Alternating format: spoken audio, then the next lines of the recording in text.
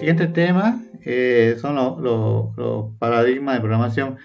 Fíjense que todo depende de qué lado se lo mire. Fíjense que esta persona está diciendo que es un 4 y esta persona dice que es un 3. ¿Y quién tiene razón?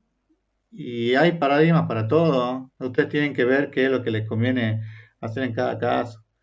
Este, o cuál es el paradigma que mejor se adapta al problema que ustedes tienen, digamos. Una definición de paradigma dice que representa un enfoque particular o filosofía para diseñar soluciones. Es una propuesta tecnológica adoptada por una comunidad de programadores y desarrolladores para resolver un problema. Los lenguajes de programación imitaron y abstrajeron las operaciones de una computadora, por lo cual el tipo de computadora por el cual fueron escritos tuvieron un efecto significativo en el diseño. Fíjense que el sistema en el cual se basó es la arquitectura de von Neumann, que tiene una memoria central, unidad de memoria ROM o RAM, y bueno, tenían bus de control de direcciones, un bus de datos de instrucciones, la unidad central del proceso o CPU, y la ejecución era secuencial y el uso de variables, y hay un uso de variables de asignación. Fíjense en que esto es como si fuera una especie de evolución, porque después los diferentes paradigmas que vamos a ver cómo se pasó del primer paradigma y fueron avanzando a lo siguiente, digamos, y todos son como una evolución del anterior. Es más, por ejemplo, se dice que esta situación que tenemos ahora, por ejemplo, con esto de la cuarentena, es un paradigma, porque las cosas no van a ser como eran antes, digamos, es un cambio de es un cambio, digamos. Acá está visto desde el punto de los lenguajes de programación, digamos, cómo evolucionaron. Este, por ejemplo, el primer paradigma que apareció es el paradigma imperativo procedural. Dice que incluye el lenguaje de programación cuya característica principal es una secuencia o enunciado. Entonces, un ejemplo de este paradigma imperativo procedural es, por ejemplo, el Pascal que ustedes deben haber visto. El C común también es imperativo procedural. Tiene procedimiento, pero se hace todo básicamente de forma secuencial. Luego viene el paradigma funcional, que esto, por ejemplo, fíjense, los que son de la carrera de ingeniería informática no lo vieron, pero en la clase que viene vamos a hacer algún ejercicio con paradigma funcional. Dice que está basado en la definición de predicado y es de corte más matemático. ¿Estamos? Después, después, si se fijan, por ejemplo, Python tiene algunas cosas del paradigma funcional al ser tan matemático. El paradigma lógico, que está basado en una lógica simbólica, que para escribir el problema declarando proposiciones y reglas que deben cumplirse en lugar de instrucciones. El paradigma paralelo concurrente, que es lo que ustedes hicieron en el primer cuatrimestre de esta materia, cuando lanzaban varios procesos a competir entre sí y obtener algún resultado. Espero que bueno. La orientación a objetos, fíjense que permite reescribir código que sea reutilizable. La programación orientada a objetos tiene mecanismos básicos como objetos, métodos, mensajes, clases y características como la abstracción, herencia, encapsulamiento y polimorfismo. ¿Estamos? Ahora, lo que ustedes vieron, por ejemplo, que cuando vieron el primer cuatrimestre Java, vieron que incluía esto porque era paralelo concurrente a través de los hilos, pero también incluía la orientación a objetos y también incluía, era imperativo procedural, digamos, porque también era secuencial y después permitía la llamada a procedimiento. Entonces, hay lenguajes, digamos, que abarcan varios tipos de paradigmas y que se adaptan a varios, digamos. Entonces, bueno, ahora vamos a ver en detalle cada uno de ellos. Hay otro tipo de paradigma que, por ejemplo, este paradigma dirigido a eventos por ahí ya no se ve tanto, que era el paradigma cuando hacen clic en un botón y ese botón le devuelve algo. En realidad sí se sigue viendo, pero en la web. Antes se usaba mucho en equipos con Windows principalmente, que era todo manejado a través de eventos, con restricciones, multiparadigma, que es lo que está teniendo que hacer ahora. Bueno, de específico del dominio. Entonces veamos los paradigmas. El primer paradigma es el procedural o imperativo y dice que las relaciones son de 1 a m, dice que hay una instrucción que equivale a muchas instrucciones. Por ejemplo, si yo hago C igual a más B, en realidad ustedes lo ven como C igual a más B, pero cuando se traduce en lenguaje de código de máquina, esto se traduce como un load, un add y un store. O sea que es una sola instrucción que la que hacen ustedes o la que escriben ustedes, pero pueden ser una o muchas más instrucciones las que se hagan en lenguaje máquina, ¿estamos? Porque en definitiva es lo que entiende la computadora. Es secuencial, porque va una línea detrás de la otra, siempre se hace en forma secuencial. Hay asignaciones, como la que vimos, A igual a A más B, C igual a A más B, son todas asignaciones. Es modular porque me permite hacer llamadas a procedimientos y funciones. Es estructurado porque me permite transferencias definidas, como por ejemplo tener do while, if, case o calls, depende del lenguaje. Es estático porque ustedes generalmente se utiliza en una compilación, arman el ejecutable, tienen un ligado y un cargado a priori, o sea, arman el ejecutable y después ese ejecutable lo suben a memoria y de ahí se ejecuta.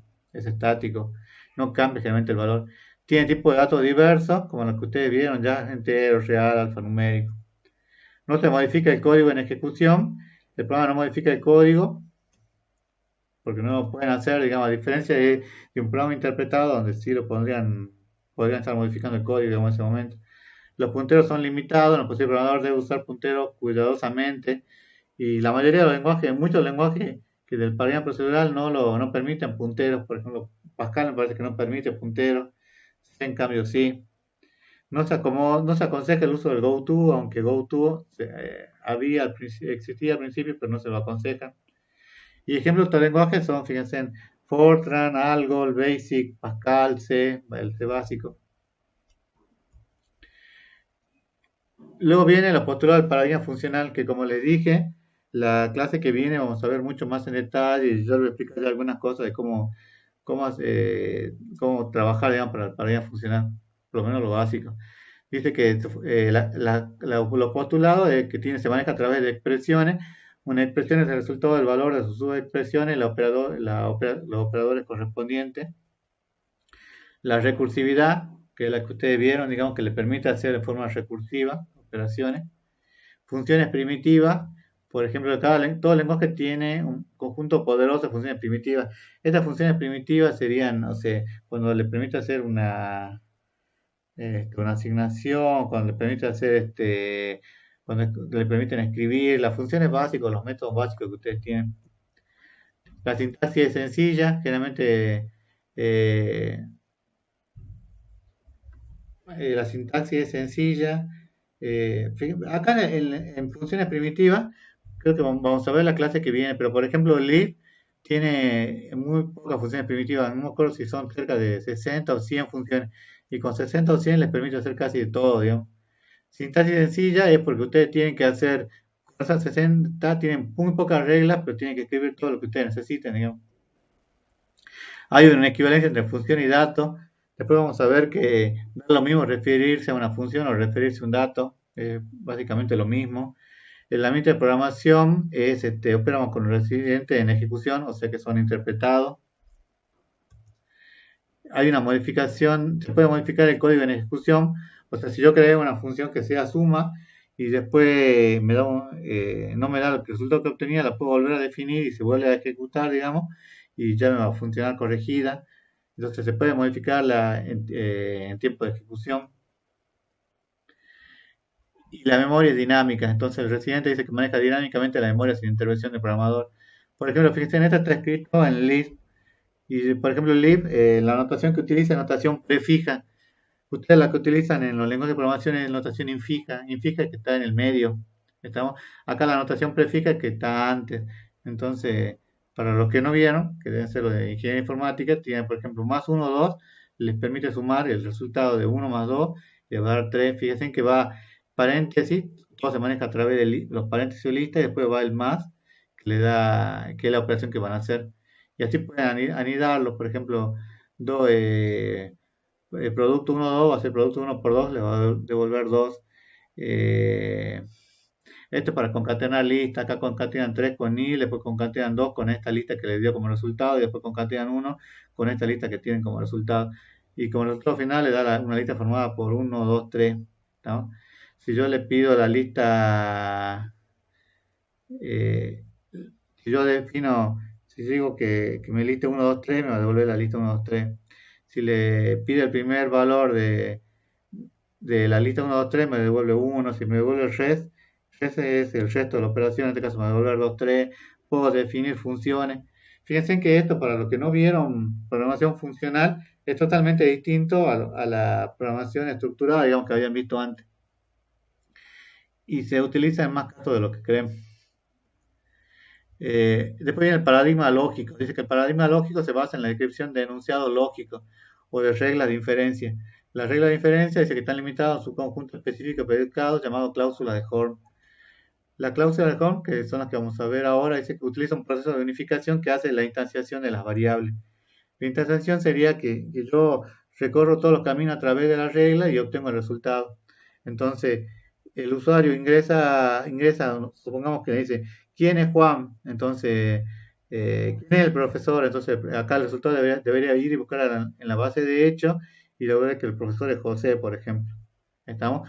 Entonces, fíjense que va de ida y vuelta porque puede buscar en un conjunto de reglas y las reglas se pueden anidar. Por ejemplo, este es un ejemplo típico de Prolog. Ustedes tienen, por ejemplo, en Prolog ustedes definen cuáles son los hechos primero.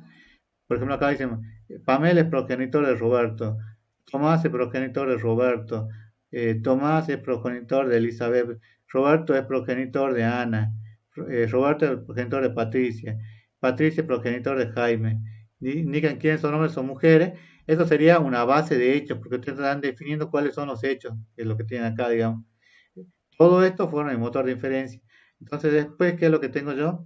Tengo la base de conocimiento que está formada por reglas, la regla o cláusula de Horn. Fíjense, un descendiente IX es aquel que es progenitor XY, digamos, y lo invierte.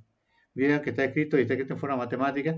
Por ejemplo, si yo quiero crear una clase madre XY, tendría que decir que X es progenitor de Y, pero además X es mujer. Acá el X, perdón, acá hay una coma y la coma es un AND en este caso.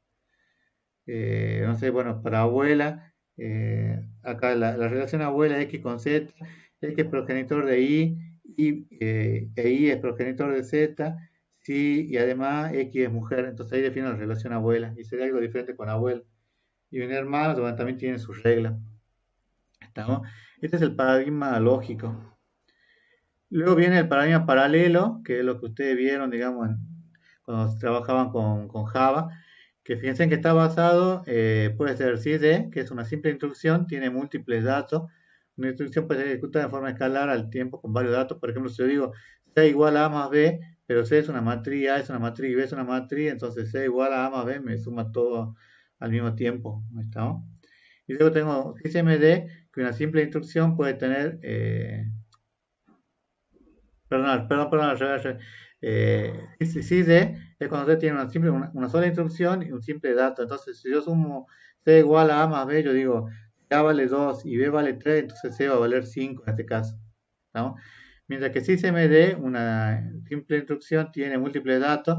Ahí sí hago el manejo con varios datos, que en este caso podría ser una matriz, ¿estamos? U otra estructura, digamos, que maneje el múltiples datos.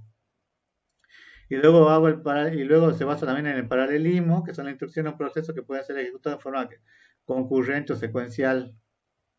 Entonces, paralelismo es cuando yo largaba, como cuando ustedes largaban, ¿se acuerdan? En forma paralela o en forma concurrente, que recuerden que no era lo mismo, una serie de procesos, y los procesos entran a competir entre sí. ¿Cuáles son? Bueno, otro de los postulados del paradigma paralelo es un no determinismo. Por la naturaleza de procesos paralelos puede generarse una ejecución no determinística, lo cual significa que no siempre devuelve el mismo resultado. ¿Se acuerdan que cuando ustedes hacían las simulaciones, en algunos casos por ahí le puede haber devuelto, no sé, que ingresaban 5 clientes o a veces le devuelve que ingresaban 7? No siempre devuelve el mismo resultado. Por eso no determinístico. Usted una función, por ejemplo, si yo hago una función factorial y yo quiero factorial de 5, pero la función factorial debe ser determinística, porque si yo ingreso el factorial de 5 me debe devolver siempre de 120, ¿no? Pero si yo hago una simulación de un cajero no siempre me va a devolver los mismos valores, digamos. La programación del procedimiento funciona dentro de un bloque, se desarrolla usando postulados procedurales y estructura de datos adecuada, digamos, que es lo que ustedes vieron cuando trabajaron con Java. Tiene que haber una sincronización y tienen que ver, procesos paralelos pueden coordinar su acceso a los mismos recursos, por ejemplo, a la memoria, al disco.